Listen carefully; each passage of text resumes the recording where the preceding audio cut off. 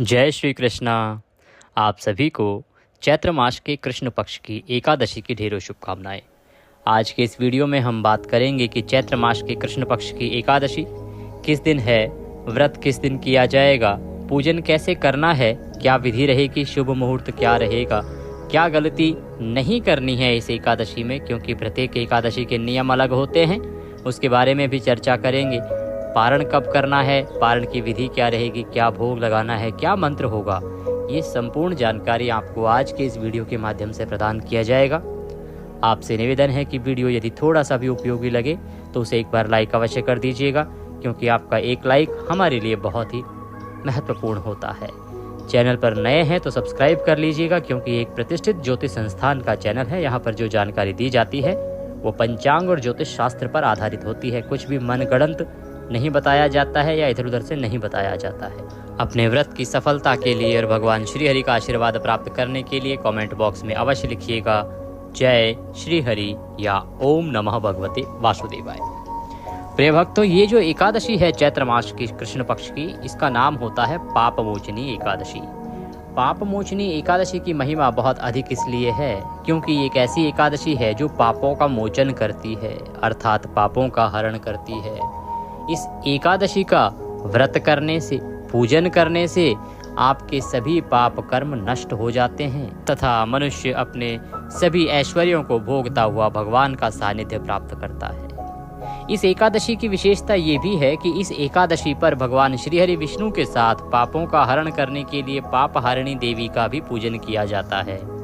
पापहारिणी देवी होती हैं माँ तुलसी। माँ तुलसी की पूजा का विधान भी इस एकादशी पर बताया गया है, तो आपको माता तुलसी की पूजा भी इस एकादशी पर करनी चाहिए। एकादशी का जो व्रत है ना, वो दशमी तिथि से नियम आरंभ करके ही आरंभ हो जाता है।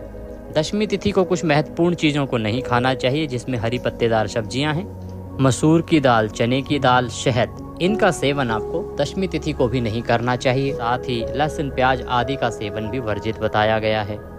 रात्रि का भोजन भी वर्जित बताया गया है, परंतु यदि किसी की स्वास्थ्य के हालात इस प्रकार के ना हो कि वो अधिक समय तक भूखा रह सकें तो आप रात्रि भोजन कर सकते हैं, परंतु ध्यान रखिएगा कि दशमी तिथि की रात्रि भोजन में भी आपको तामस जो है, तामस से संबंधित जो पदार्थ हैं वो नहीं खाने हैं, जैसे लहसुन, प्याज आदि। एकादशी के दिन आपको सूर्योदय से पहले उठना चाहिए। उठने के बाद स्नान आदि करके आपके पूजा स्थल की साफ सफाई करके और पूजन करना है। पंचोपचार से आप पूजन करेंगे। पंचोपचार से पूजन करने में भगवान श्री हरि की प्रतिमा या तस्वीर आपके पास होनी चाहिए। साथ ही माता तुलसी की प्रतिमा या तस्वीर आपके पास होनी चाहिए। माता तुलसी और भगवान श्री हरि दोनों का पूजन आपको इस दिन करना है। पूजन विधि के लिए हमने पूजन विधि का वीडियो आपके लिए अपलोड किया है, तो आप उसको अवश्य देख लीजिएगा, क्योंकि यहाँ अगर हम पूजन विधि बताने जाएंगे संपूर्ण तो वीडियो बहुत बड़ा हो जाएगा।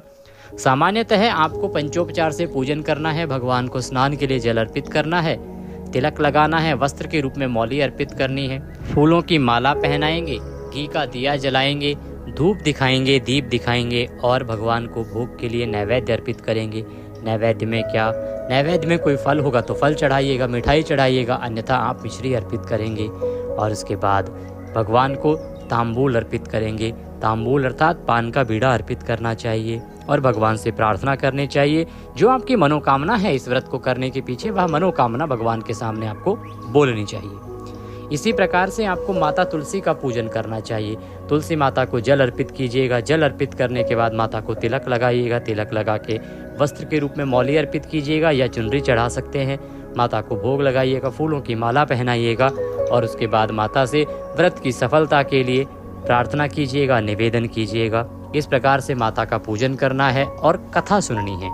कथा आपको वही सुननी है जो एकादशी की ऑथेंटिक कथा होती है, भगवान श्री कृष्ण जिसको महाराज युधिष्ठिर को सुनाते हैं। तो YouTube पर कथा सुनते समय आप ध्यान रखिएगा, क्योंकि YouTube पर बहुत सी कथाएं किसी भी नाम से प्रसारित कर दी जाती हैं।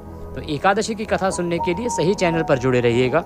आपका ये जो चैनल है ये ज्योतिष संस्थान का चैनल है, इसीलिए यहाँ पर जो कथाएं सुनाई जाती हैं वो ऑथेंटिक होती है और जो जानकारी आपको दी जाती है ना, वो भी पंचांग और ज्योतिष शास्त्र पर ही आधारित होती है। तो सही जानकारियाँ प्राप्त करने के लिए यदि चैनल पर नए हैं तो सब्सक्राइब कर लीजिए और जो बेल आइकन का निशान, सब्सक्राइब जब करेंगे तो एक घंटे का निशान बना हुआ आता है, उसको अवश्य दबाइएगा तभी आपको हमारे सारे वीडियोस मिलेंगे।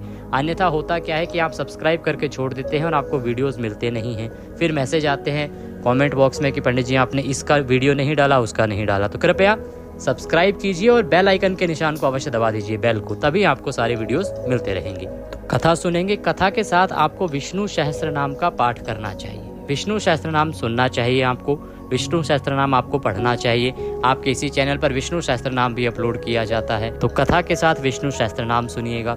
भगवान की आरती करनी चाहिए, नियमों के अनुसार दिन को व्यतीत करना चाहिए। ब्रह्मचर्य बहुत बड़ा नियम है जिसका पालन आपको 10वीं तिथि से आरंभ करना है और 12वीं तिथि पारण तक आपको करना है। इसके साथ ही आपको किसी को अपशब्दों का प्रयोग नहीं करना है, किसी का अहित नहीं करना है, किसी के साथ कोई भेदभाव नहीं करना है और भगवान के चरणों में मन को लगाते हुए दिन को व्यतीत कीजिएगा। अगले दिन आपको व्रत का पारण करना है। व्रत का पारण आपको कब करना है और व्रत किस दिन करना है, अब आपको इसकी जानकारी दे देते हैं। तो एकादशी के पारण के लिए आपको सूर्योदय से पहले उठ जाना चाहिए। उठने के बाद स्नान आदि करके और पंचोपचार से पूजन करना चाहिए। पूजा की संपूर्ण विधि हम आपको पारण विशेष वीडियो में बताते ही हैं कि आपको कैसे पारण करना है। तो पारण के लिए पंचोपचार से भगवान का पूजन करना है, भगवान को स्नान कराना है, तिलक लगाना है, वस्त्र के रूप में मौली का टुकड़ा तोड़कर अर्पित करेंगे, फूलों की माला पहनाएंगे, धूप दिखाएंगे, दीप दिखाएंगे, नैवेद्य के रूप में जो भी आपके पास फल मिठाई आदि है वह अर्पित करेंगे और इसके बाद जलाचमनी कराएंगे, शुभ दक्षिणा अर्पित करेंगे, भगवान को प्रणाम करेंगे। अब आपको भगवान को पारण का भोग लगाना है। तो पारण का भोग जो है ना वो इस एकादशी पर लगेगा मखाने की खीर का। मखाने की खीर का भोग आपको लगाना चाहिए। अगर वो ना हो तो आप पीले चावल का भोग लगा सकते हैं, सभी एकादशियों के लिए उत्तम है। फल का भोग भी लगा सकते हैं, या जो भी कोई शुद्ध भोजन आप अपने घर में बनाए ना तो आप उसका जो भी सात्विक भोग लगा रहे हैं, सात्विक भोग बना रहे हैं, उसका भोग लगाइएगा और उसके बाद आप अपने व्रत का पारण कीजिएगा। पारण के लिए जब बैठेंगे तो मंत्र रहेगा ओम नमः भगवते वासुदेवाय। इस मंत्र के साथ आपको अपने व्रत का पारण करना है। तुलसी का पत्ता मुंह में रखेंगे और पानी पिएंगे, व्रत का पारण करेंगे। पहला आहार वही लेंगे जो आपने भगवान को भोग लगाया है। अब बात आती है जी कि ये एकादशी का व्रत करना कब है और पारण कब करना है। तो देखिए, इस एकादशी की शुरुआत चैत्र मास के कृष्ण पक्ष की एकादशी की शुरुआत हो रही है 25 मार्च को सुबह 5:05 पर और 26 मार्च को 3:45 बजे के आसपास सुबह ये समाप्त होगी। ऐसे में 25 मार्च को जो है ना वो एकादशी होगी सूर्य के मुख से और साथ ही इसी दिन द्वादशी भी आ रही है। तो ये द्वादशी भेदा भी हो गई, अर्थात द्वादशी युक्ता भी हो गई। तो यह उत्तम हो जाएगा आपके लिए कि आप इस एकादशी का व्रत करें 25 मार्च को। 25 को आपने व्रत करना है और 26 को करना है पारण। शुभ मुहूर्त की बात करें तो प्रातः काल का जो समय है 10:30 बजे तक पूजा पाठ के लिए बहुत उत्तम है। इसमें आप पूजा पाठ करते हैं तो उत्तम रहेगा। अब बात करते हैं पारण की। तो पारण आप 26 तारीख को करेंगे, लेकिन इस एकादशी के व्रत में ध्यान रखिएगा कि सूर्योदय के साथ ही पारण आरंभ नहीं होगा। अन्य एकादशियों में ऐसा होता आया है क्योंकि द्वादशी जल्दी आ जाती थी, लेकिन इस दिन द्वादशी देर से आ रही है, इसीलिए ऐसा नहीं है कि सुबह होते ही आप पारण कर लें। पारण के लिए जो शुभ समय रहने वाला है वो रहेगा दोपहर को 1:17 से और 3:20 तक। इस समय के बीच में आप पारण कीजिएगा, आपका व्रत अवश्य ही सफल होगा। ये थी जानकारी एकादशी के बारे में। जानकारी थोड़ी सी भी अच्छी लगी हो तो कृपया उसको अधिक से अधिक लोगों तक पहुंचाइएगा, फॉरवर्ड कीजिएगा, जिससे कि अधिक से अधिक लोग इसका लाभ ले सकें। एक बहुत ही महत्वपूर्ण वीडियो हमने आपके लिए अपलोड किया है कि कौन सी एकादशी का व्रत आपको करना चाहिए। आप अगर नहीं जानते हैं तो बता दें कि एकादशी का जो व्रत है ना वो आपको नरक का भागी भी बना सकता है यदि इन बातों का ध्यान ना रखा जाए तो। और जो बातें हैं ना वो इधर उधर की बातें नहीं हैं, उसमें हमने कोट किया है कि कौन से पुराण में क्या लिखा है।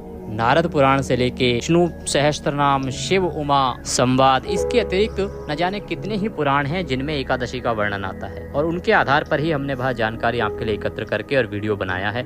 उसको आप अवश्य ही देख लीजिएगा, जिससे कि आपको सही जानकारी प्राप्त हो सके कि आप व्रत जो कर रहे हैं वो उचित कर रहे हैं या अनुचित कर रहे हैं। चैनल पर जुड़े रहिए, अच्छी जानकारी प्राप्त करते रहिए।